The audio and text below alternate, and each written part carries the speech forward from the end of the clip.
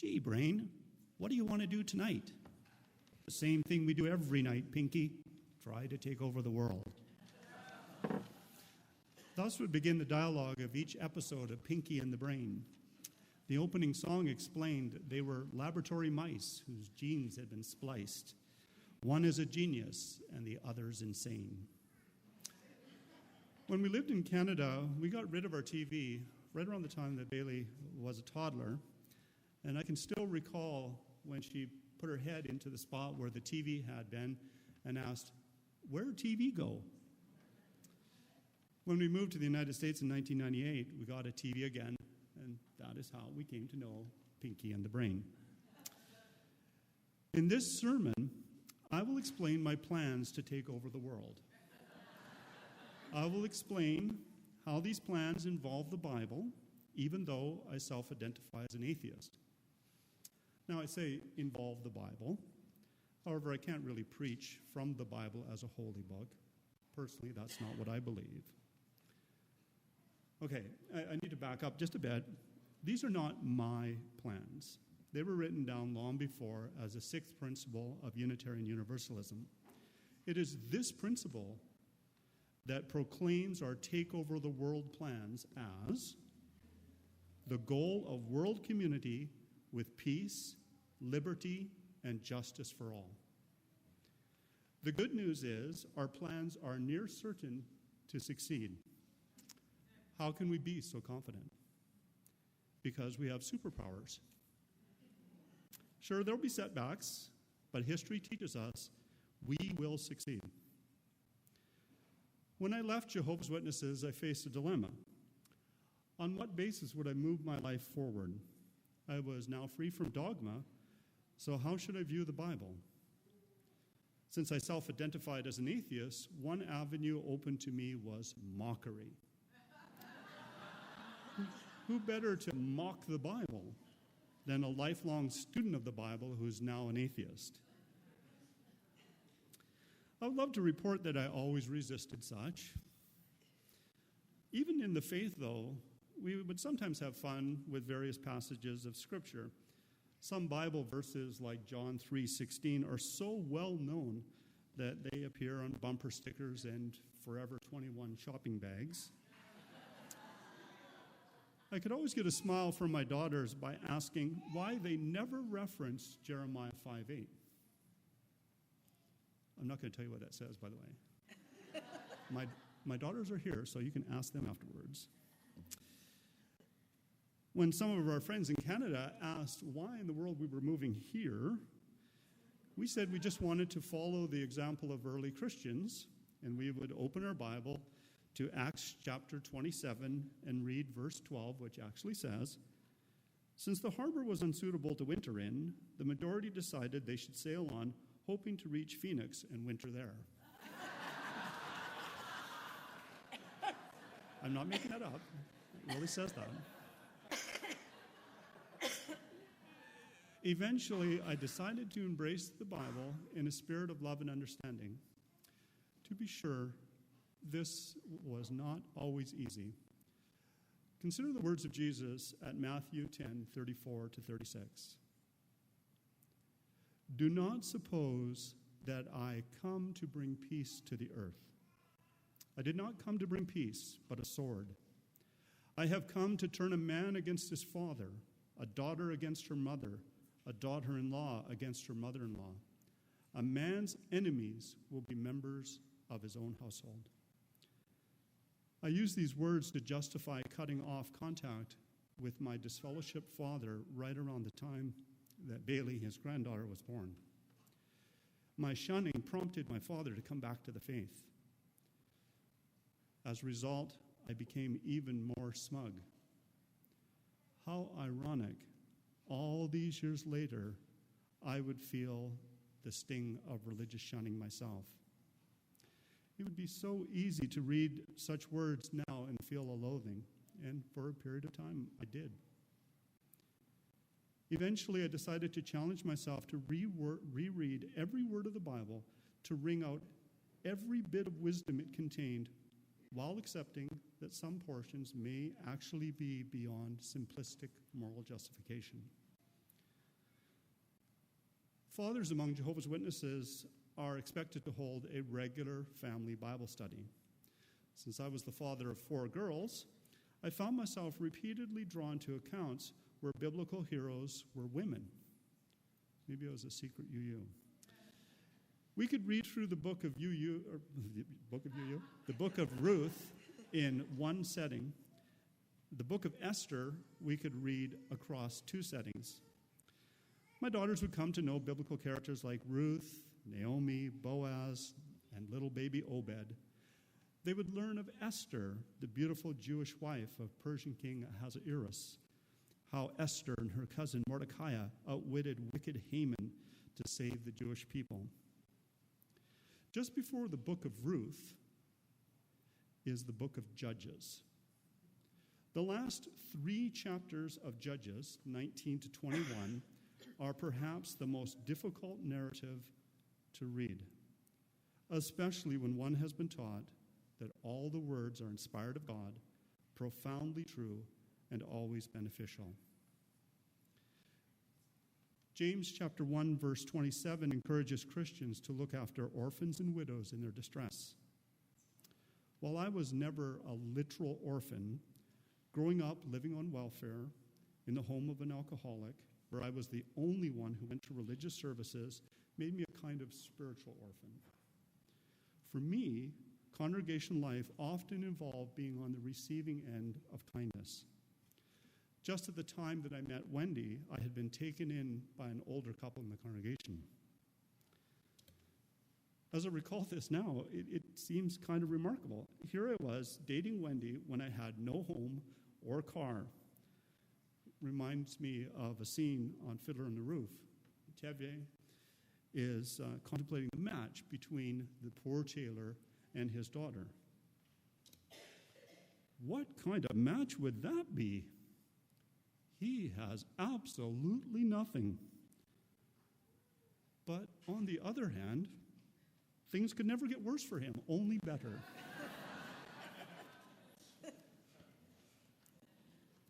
You'll have to ask Wendy if that's worked out.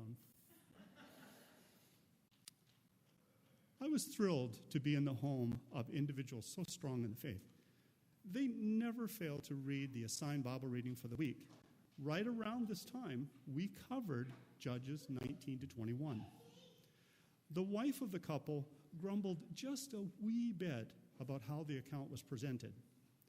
Her husband, a long-time respected elder in the congregation, was dismissive. He said it was important that the man be protected because he was a Levite, the priestly class in Israel. The account begins. You got your seatbelts on?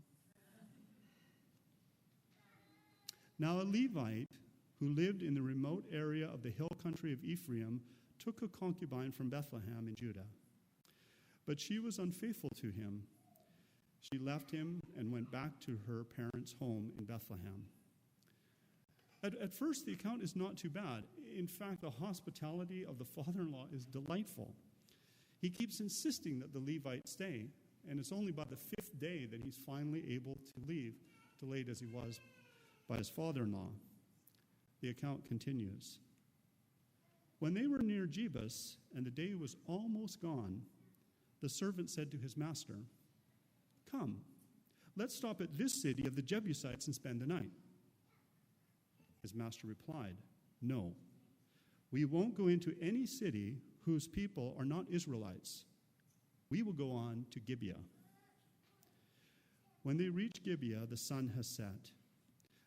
An old man from the hill country of Ephraim takes them to his home. It is at this point the account takes a dark turn. Wicked men from the city arrive, surround the house, pound on the door, demanding the old man hand over the Levites so that they can have sex with him. In response, the old man says, "No, my friends, don't be so vile. Since this man is my guest, don't do this outrageous thing. Look, here is my virgin daughter and the Levite's concubine. I will bring them out to you now. You can use them and do to them whatever you wish. But as for this man, don't do such an outrageous thing." Not only does the account report the horrible crimes committed against the concubine, but incredibly goes on to tell that the Levite takes the dead woman home, dismembers her, and sends one body part to each of the 12 tribes of Israel. That's in the Bible.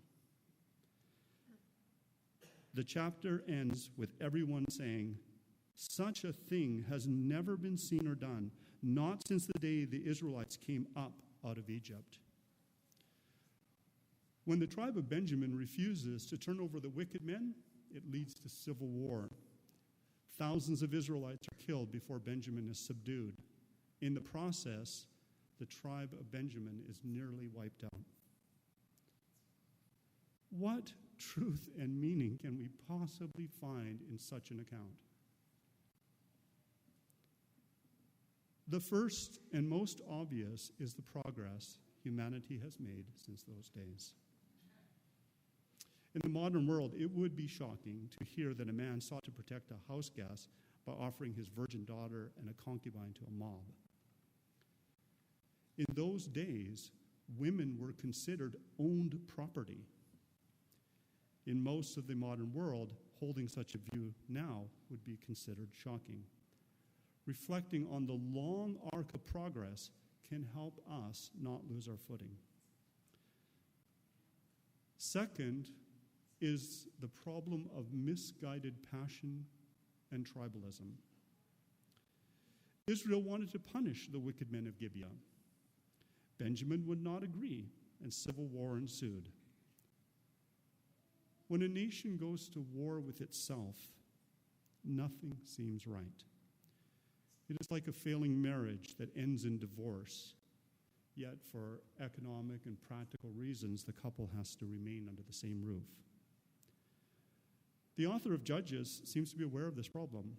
At one point, the account says, "The people went to Bethel, where they sat before God until evening, raising their voices and weeping bitterly. 'Lord God of Israel,' they cried, 'why has this happened to Israel? Why should one tribe be missing from Israel today?'" We know we're facing serious and grave threats. This past November, the New York Times noted hate crime reports increased 17% last year from 2016. We are walking through a dark time of human history. The 23rd Psalm says, "Even though I walk through the darkest valley, I will fear no evil, for you are with me. Your rod and your staff, they comfort me." For the psalmist, God is with him, but I'm an atheist. Who is with me? Where can I find a rod and staff to comfort me? Who is with me? Goodness, that's all of you. It is all the good people in the world, people whose goodness shines more brightly than ever because of the darkness. It is people like Wendy McMillan, the 911 operator in Canada who helped Seydou Mohammed and 4 other Somali refugees find their way across the border into Canada during the bitter cold of winter. The key is to keep walking, to have faith that the darkness will not last forever. Dawn has broken before, and it will break again. In the meantime, we will use our superpowers. What is that? Nonviolent, direct action on the basis of love. We want to reach, if possible, even those in the other tribe. We know that behind the hate is so often fear. Thus, one of our superpowers is to simply show that such fear is unwarranted. There was a time in my life when entering a mosque would have filled me with fear. Yet, thanks to VUU, I've done that twice now. The last time I met an engineer from Iran who works at Intel. There was no fear or religious debate. Of course, we didn't get into a discussion about which programming language is best. Of course, that's not really an argument. It's C, not Java, in case you're wondering. He was a very nice guy, by the way. In Pinky and the Brain, we assume Brain is the genius and Pinky is the insane one. Actually, we're never told this directly. At times, people may look at what we do and conclude it is insane and will never work. I want Jehovah's Witnesses, both religiously and personally, to stop religious shunning. So every year, around the time of Passover, I attend a special meeting at the Kingdom Hall of Jehovah's Witnesses called Memorial. Some think I'm insane to do this. I think it's genius. As I look out around our congregation, I see all sorts of insane things going on. I was amazed that a member of our congregation took up the challenge of learning Russian. I fondly recall a quip that Reverend Andy made about the garb that he would wear to the Pride Parade. It was bright and yellow, and he said it made him feel like Big Bird. That was just the encouragement that I needed so I could attend myself. The lesson from Judges may be about misguided passion. For us, though, we may be tempted to seek comfort in non-passion or to confuse cynicism and mockery for passion. Our principles call for action that some may say is futile, even crazy. However, when the dawn of a new day breaks, we will be able to look back and see it as genius. What a great day it will be when we can report that our plans to take over the world with peace, liberty, and justice for all has actually succeeded. Until then, we will keep walking, we will keep talking, letting love guide the way.